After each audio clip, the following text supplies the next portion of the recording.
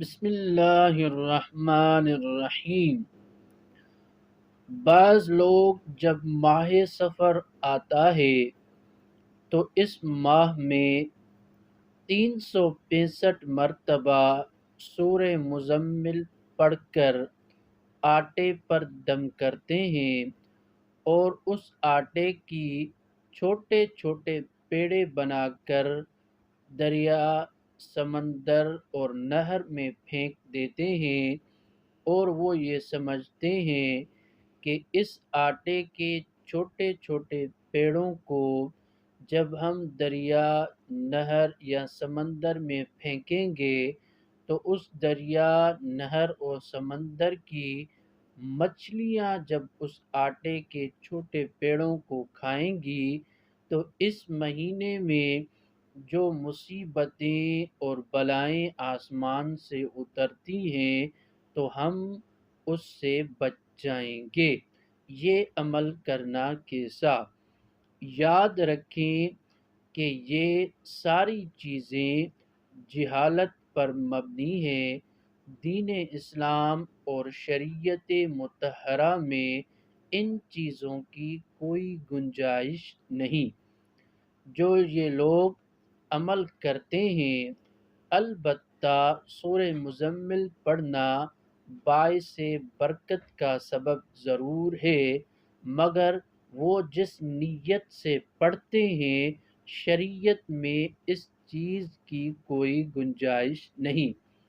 ہاں، البتہ سرور عالم صلی اللہ علیہ وسلم کے زمانہ اقدس میں کفار سفر کے مہینے کو منحوس سمجھتے تھے، اور وہ یہ سمجھتے تھے کہ اس مہینے میں آسمان سے بلائیں اور مصیبتیں اترتی ہیں۔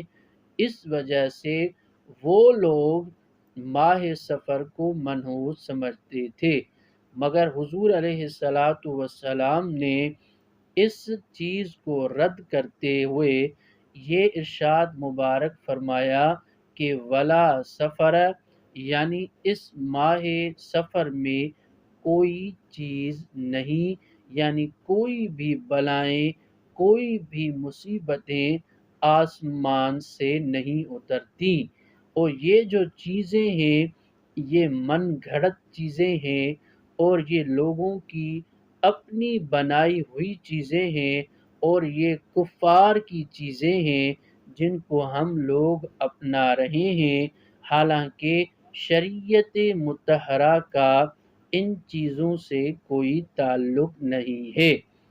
اور بعض لوگ یہ سمجھتے ہیں کہ اس مہینے میں شادی وغیرہ کرنا بھی درست عمل نہیں ہے۔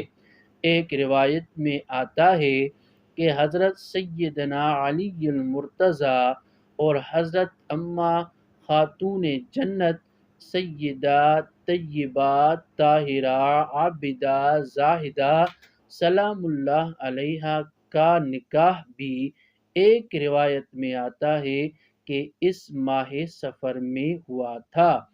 تو یہ جو چیزیں ساری ہیں کہ شادی وغیرہ نہیں کرنا، اور اس مہینے میں بلائیں اور مصیبتیں آتی ہیں، یہ من گھڑت باتیں ہیں۔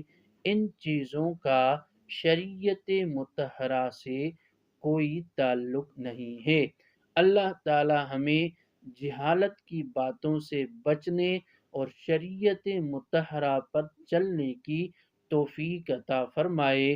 وما علینا الا البلاغ المبین۔